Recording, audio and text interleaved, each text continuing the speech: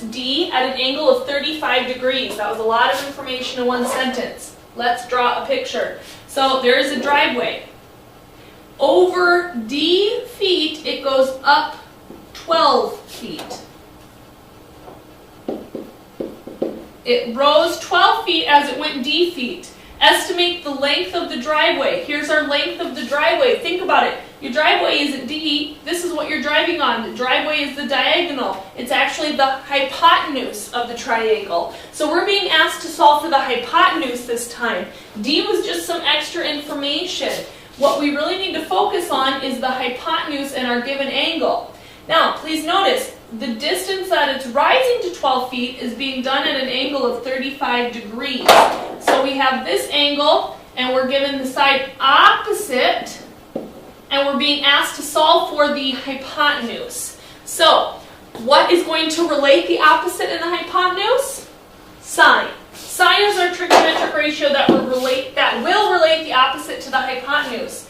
So, we're going to have the sine of 35 degrees equals the opposite over the hypotenuse, which is 12 over L, the length of the driveway.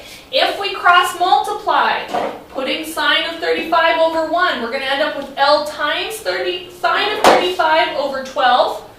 Now, when we do that, L's not all by itself. So what we're going to have to do is divide both sides by the sine of 35 degrees. So L equals 12 divided by the sine of 35 degrees. Now, from there, that's the exact answer. If they want exact, they may just leave the answer looking just like that, 12 over the sine of 35 degrees, and that's fine. You may have a decimal approximation or being round to the nearest foot, and if you type that in your calculator, when your calculator is in degrees, you're going to find that the length of the driveway is approximately 20.92 or about 21 feet long. Okay. That was your short and sweet lesson on the introduction to trigonometry. What should you remember from this lesson? You should remember